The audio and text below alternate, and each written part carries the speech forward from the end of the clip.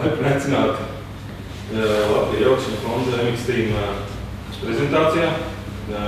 Ir tāda zīmīga diena, vai varbūt te var teikt, ka zīmīga diena patiesībā ir rītā, jo rīt Amerikā sākās pasaules čempionāts Supercrossā, kas pēdējais ir arī rāma čempionāts, savukārt pie mums Latvijā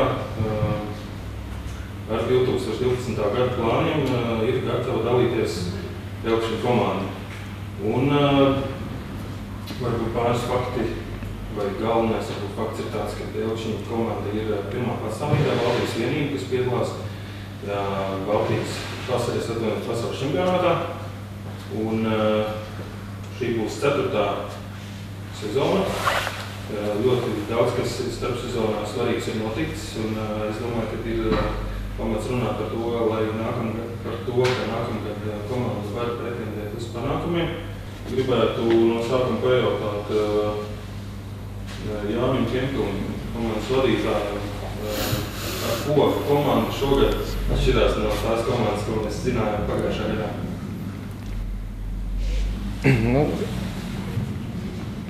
Ļoti gari neizplūstot, bet tā koncentrēti varētu izstāstīt to, ka latviešu sportisti šogad piedalīsies, visi 3 būs latvieši. Komanda joprojām saglabājusi savu nosaukumu. Un, ko tas nozīmē?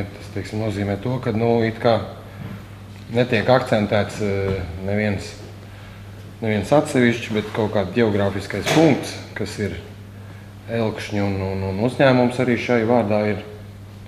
Un Latvija tā ir arī geogrāfiska vieta, un Honda ir tā, kas mūs nodrošina ar tehniku, un mēs uzskatām, ka tā varētu būt kvalificējama arī kā pirmā un labākā. Kaut negribās jau varbūt nevienu aizskart. Esam ļoti apmierināti ar atbalstītājiem. Mūsu sadarbība izveidojusies jau šo 4 gadu, pat 5 gadu garumā. 4 gadus mēs brauksim tagad GP. Un šie atbalstītāji ir mūsu ģimene, jo viņi mūs no 1. gada līdz šodienai piedalās un interesējās un seko līdzi un ir ieinteresēti arī sportiskai izaugsmai. Un pats galvenais ir rezultātu sasniegšanai, uzlabošanai, kāda līdz šim bijuši. Pagājušais gads bija ļoti, neveiksmīgs, maigi izsakoties, bet par to varbūt sportisti paši. Es iepriekš nenominēju, bet komandas sastāvā starpēc Augusts Justs, Roberts Justs un Kristers Teko. Bet pie sportistiem mēs vēl atgriezīsimies. Es gribēju Jānim vēlreiz jautāt par to. Es zinu, ka jums ir ļoti labs fiziskās sagatavotības speciālists. Ieslēdzies pagājušā gadā, kaut kā varētu sīkāk pastāstīt, ko tas īsti nozīmē. Ar ko treniņi atšķirās, ar ko process atšķirās, no iepriekš? Viss saprot jautājumu. Tātad runa varētu būt par to, kad mēs esam privāta komanda, mums ir budžets tāds, kāds viņš ir. Un līdz ar to ir daudz nianses, kuras izpaliek pie citas apstākļu sakritības. Bet sadarbība ir izveidojusies ar Interu Berkuli, kurš sabiedriskā kārtā, bet ar lielu entuziasmu un ar pašsadevi un ieinteresētību ir piesaistījies kā fiziskās sagatavotības pārstāvs, kontrolētājs, treneris un strādā no jūlija vidus apmēram, no GP, kas bija Ķegumā, un uz zinātniskiem pamatiem. Tā, kā līdz šim nav bijis, tiek veikts darbs plānveidīgi un sekots un domāts par formu, par fizisko kondīciju sportistu. Šobrīd tas ir izpalicis Kristeram, jo Kristers patiesībā nedēļu atpakaļ pie mums ir ieradies, bet tas netraucēs viņam pieslēgties un veiksim pārbaudas un redzēsim viņa kondīciju, un no tā izejot tad arī viņam būs programma.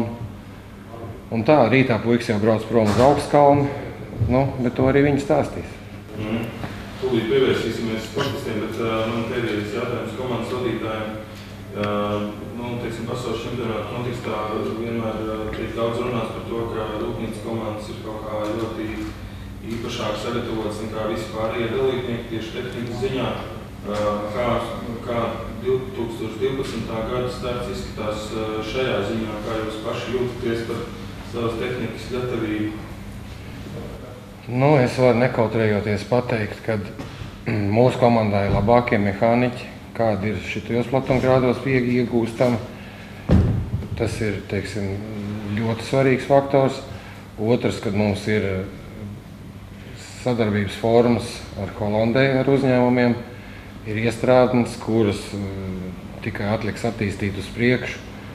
Un es domāju, ka tie, kas orientējās motokrosā, saprot, ka motocikls no kastes izņemts ir, proporcionāli mazā klase, ir lielāks darbs jāiegulda un līdzekļi vēl, lai viņš būtu pasaules čempionāta līmenī konkurētspējīgs. Lielam motociklam var būt mazāks šī procentuālais koeficients, bet ir mums iestrādnes.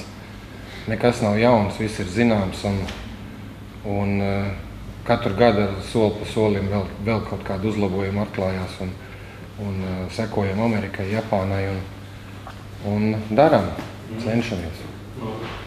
Ko aprunāsimies ar sportistiem, mēs sāksim ar Augustu. Tu esi šajā kompānijā vislielākais cilvēks, visvecākais.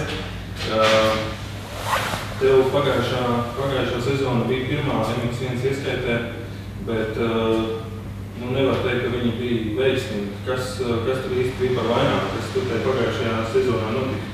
Jā, nebija no tām veiksmīgākajām, varētu teikt, pat sliktākajām manā karjerā, jo biju gatavojies spēcīgi ziemā, lai parādītu labus rezultātus, bet saslimu ar slimību, kas mani vajāja visu gadu. Un tādēļ arī pēdējos posmus nemaz nestartēju, jo nebiju fiziski spējīgs startēt.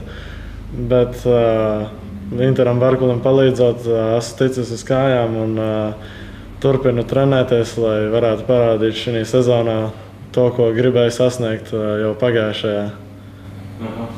Vai tu vari sīkāk, tu esi viens no diviem komandas dalībniekiem, kas ir izbaudījuši šo jauno uzlaboto treniņu programmu, vai tu vari pastāstīt sīkāk par tiem elementiem, kas tur tāds interesants bija? Jā, mēs ļoti daudz strādājam ar pulsiem un dažādām niansēm, kas ir nepieciešamas visiem sportistiem, lai labi sagatavotos sezonai. Strādājam ar laktātiem un dažādiem zinātniskiem pētījumiem. Pētam savus treniņus, kā labāk strādāt, kā sliktāk, un lai progresētu. Un šobrīd tieši daudz slēpojam, skrienam, vairāk garās distances izvēlamies un jau rītā dodamies uz Itāliju savai 2 nedēļu treniņu nometnē, kur trenēsimies uz slēpēm, trenējot savu izturību. Un pēc tam jau sāksim ar motociklu braukt, un arī ar motocikliem esam veikuši pētījumus, kā pareizi trenēties, lai sagatavoties gariem braucieniem un izturētu visu braucienu vienā tempā, jo temps ir augsts un viņš ir jāiztur viss brauciens. Tieši par fizisko formu varbūt vēl, kā tu pats izjūti tās atšķirības starp, to, kādā kondīcijā tu biji uz gadu un kāds tās tu esi šobrīd? Protams, to visu jūtu, jo ja gada sākumā stieni varēja pacelt tik un tik kilogramus, tad tagad daudz vairāk var pacelt, bet, protams, ir neliels sagurums, jo treņi ir intensīvi un tevi vajag katru dienu un tas nogurdina. Un turpinam trenēties, būs neliela pauze pirms sezonas paša sākuma, kad atgūsim enerģiju un tad redzēs visus rezultātus, kā ir uzrādīt visā ziemā sagatavojoties. Aprunāsimies ar Robertu Justu, kurš ir drusku jaunāks, 18 gadi, un kurš MX2 klasē startēs 2. gadu. Man būtu tev tāds pats jautājums kā brālim, kā tu raksturo šo te jauno fiziskās sagatavotības programmu un kā tu jūti, ko tā tev ir devusi? Man neesmu nekad tik nopietni strādājis pie fiziskās sagatavotības. Šis pirmais gads. Tā kā sākumā vēl bāzi jāieliek un tā, bet es domāju, ļoti progresīvi pašlaik viss notiek. Treniņi grūti pašlaik. Tad tagad pirms sezonas būs pauzīte, un tad jau redzēs, kā būs rezultāti. Es saprotu, ka arī tev pagājušais gads nebija viegls tādā ziņā, ka tu nevarēji visu sezonu pilnvērtīgi startēt. Ja? Dažādi veselīgi, visi, traumu dēļ. No otras puses, teiksim, šis jau tad būs tāds otrais gads, M2, un tie apstākļi jau diezgan labi pazīstami.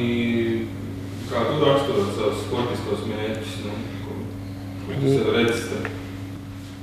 Jā, pirmais gads bija tāds, gribējās sasniegt vairāk, gribējās parādīt labākus rezultātus nekā tas varēja, tāpēc sanāca nelielas traumas. Nesanāca nobraukt visas GP. Tāpēc tagad šajā gadā gribētu pirmkārt katrā GP iebraukt 20. Tas tā kā mērķis būtu. Un visas GPs piedalīties un finišēt. Galvenais bez traumām. Labi, paldies. Pievēršamies jaunākajiem komandas dalībniekam, komandas debitantam un vienalga debitantam MX1. Man pirmais jautājums būtu tāds, ka teiksim, tavā sportista CV ieraksts, kas liecina, ka tu esi startējis arī Amerikā, ko daudzie pasaulē uzskata par to, par motocrossu lielu valsti, un ka tur jau pasaulē varbūt stiprākie sportisti.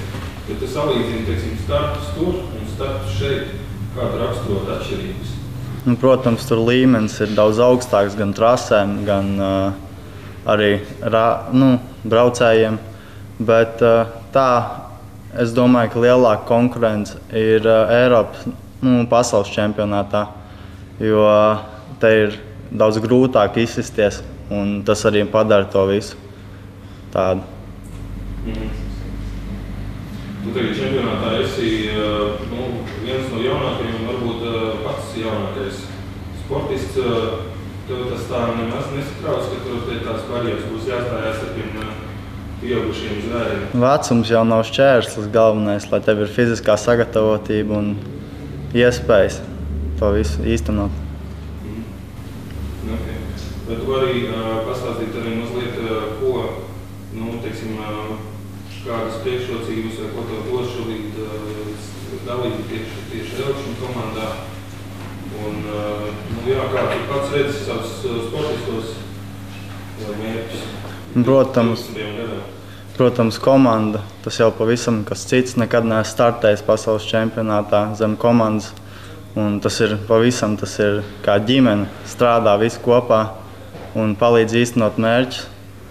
Un es domāju, mans mērķis 2012. Gada sezonā būtu nobraukt bez traumām, visus posmus un cerēsim iegūt arī kādu punktu.